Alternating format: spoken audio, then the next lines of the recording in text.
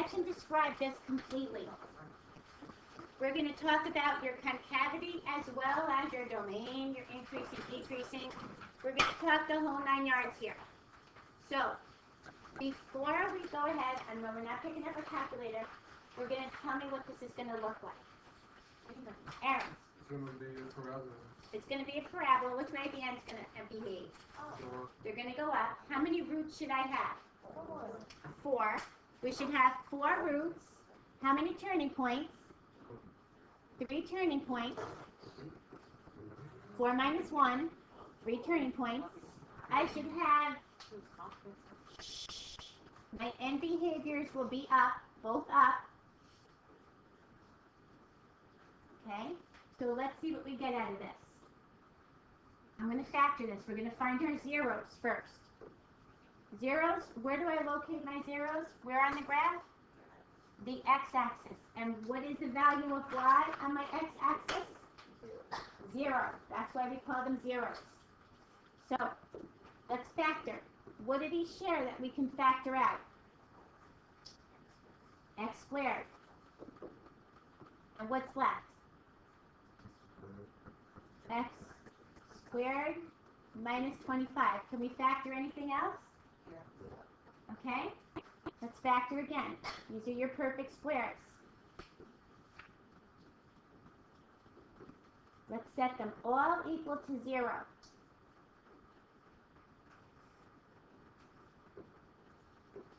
Now, when we take the square root of 0, this is your multiplicity of 2.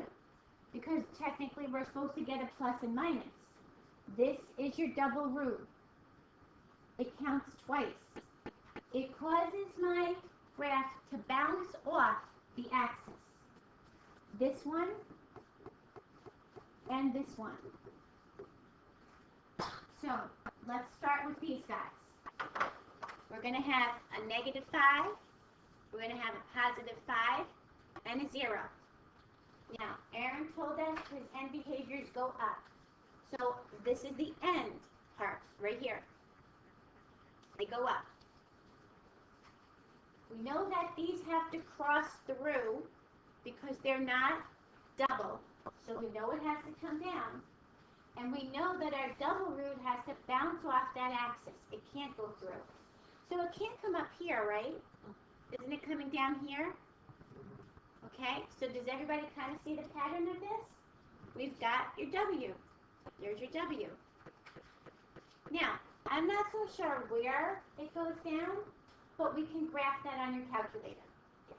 So if the coefficient is even, then it goes up. If it's odd, it goes down. If the exponent is even, 4, 2, 6, and the coefficient is positive, then it goes up. If the exponent is even, such as a 4, but the coefficient is negative, then it goes down. The coefficient is the one in front of the x, right? The one in front of the highest one. So this is a 1 positive. We're only looking for the positive or negative.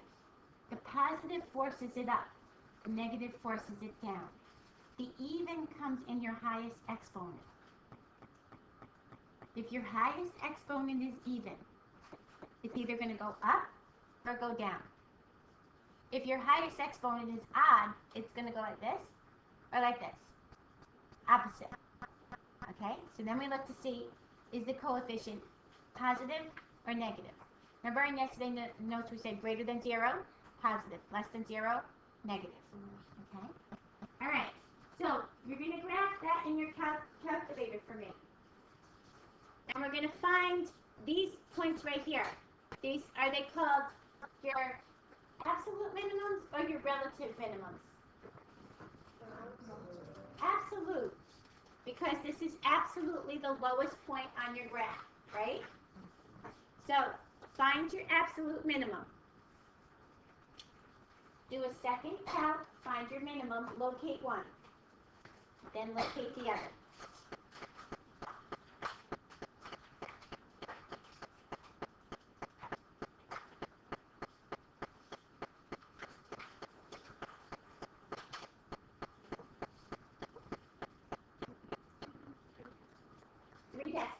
Three decimals. So you should get 3.536, comma, 156.25. That's pretty far down, right?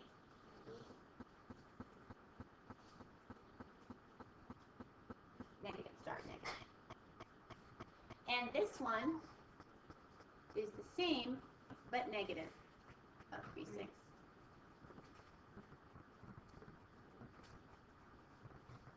So it's pretty far down, our W, right? Our W went pretty far down. We didn't know that, but we knew the general picture of this, right? All right, so let's start here. What's my domain? All real numbers. Good. What's my range?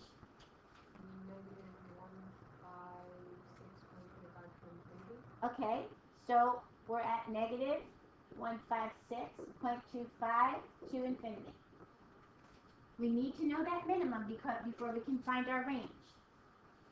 Okay, let's find an increasing interval. Where am I increasing?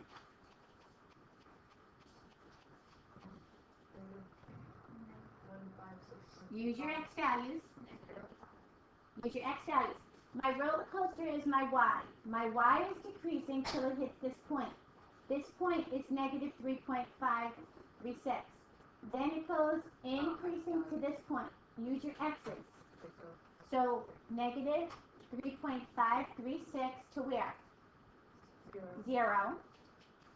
And then I'm decreasing until I hit this point, this x. Then I start increasing again. So here's my other increasing. Remember, increasing, decreasing, use your x values. You're looking at your y to increase, decrease, but you're charting your x's.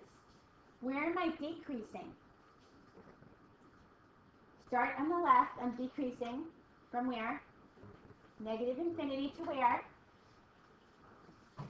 Negative 3.5. Good, negative 3.536. And where else did I decrease? 0. Good. Now, at this point, watch. You should have your whole domain in here. From negative 3.536, from negative infinity to here, this is my first one, then to the 0, then from 0 to the positive 1, then from the positive to infinity. I should have a full domain, right? Okay. So we know these guys are our absolute minimums. We have two absolute minimums. Do we have anything else? Any relative max or mins here? We have a relative max right here. And what is your relative max? 0, 0. Good. Now, concavity. Let's talk concavity. I have something that looks like a cave. It goes like this, like an arc, like this. Concavity. Concave down, concave up. So my concave up looks like this. Agree? Do we have a concave down? Right smack in the middle here. Now, notice, the outsides don't have any problem. The insides have to share, which means we have to find an inflection point here and here. Because we started to concave up, then we changed our mind, we concave down, then we changed our mind and concaved up. So I'm going to call this point A and point B. These are our inflection points. Does anybody remember how we find them? How did we do it yesterday? Okay, yeah, but we found the average, right? Let's look up halfway between this point and this point. We took the average of your x's. Take this x value, take this x value, which is 0, add it, and divide it by 2. There's your inflection point. So your inflection point for A should come out to be negative 1.7. Yes, we did this yesterday. We found an inflection point. It just so happened it worked out to be like 1/2. It was between, No, we did it. It was between 0 and 1, and it came out to be 1/2. Our numbers were nicer yesterday. Now, how did we say we found the y?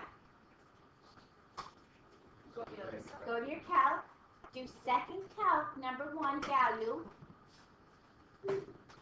put this value in, and find me the y.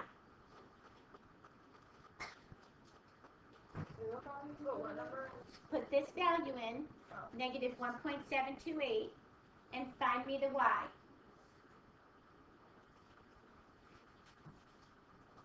Is it 375?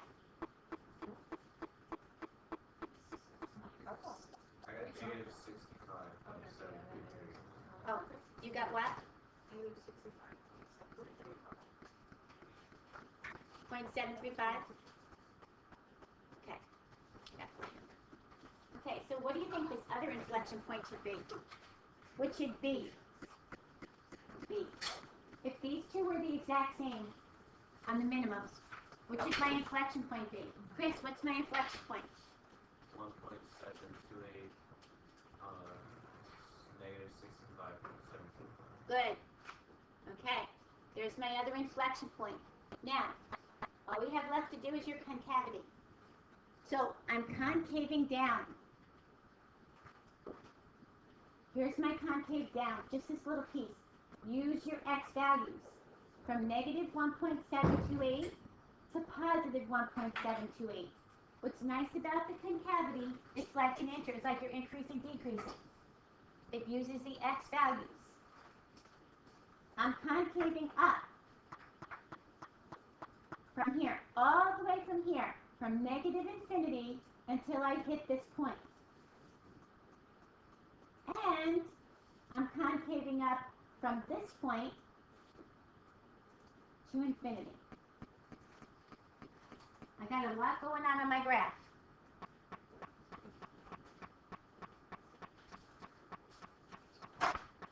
We found your domain, we found your minimums, your maximums, we found your inflection points by taking the average of your x values, right? We knew what the graph looked like from looking at where my highest exponent was.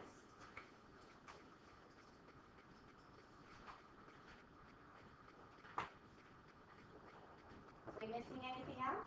We know everything else. Your domain and your range. So this time we kind of threw in, and we could do our zeros, but we found our zeros exactly. We could have a y-intercept if we wanted to. We didn't do a y-intercept. No, but what's your y-intercept? It's so easy here. 0 to the 4th minus 25, 0 squared. This is 0. That one was easy. You can skip that though. We did your x. This is your x-intercept. Your x-intercept are your zeros. So the x-intercept you got to do anyway. When we have a quiz, do we have to show that work y-intercept or That's the easy one. You guys show all this on the quiz? Well, yeah, you got to do all these. How many? Well, Yeah. no, we went over your homework, half the period. Oh, I forgot one. Wait, so it's Okay, okay. Any questions on this? Any questions? All right. Now, the second part of this didn't have a sketch and describe. The second part of this said, work this backwards and find, we only have 2 minutes, I know. Tomorrow we're going to hit this part. We're going to work this backwards and find the equation. so we don't have to do What are we doing homework? On tonight's homework, you have to do, hang on, number 101, 103, 105, 107. You don't have to do the first 3. Don't do the first 3.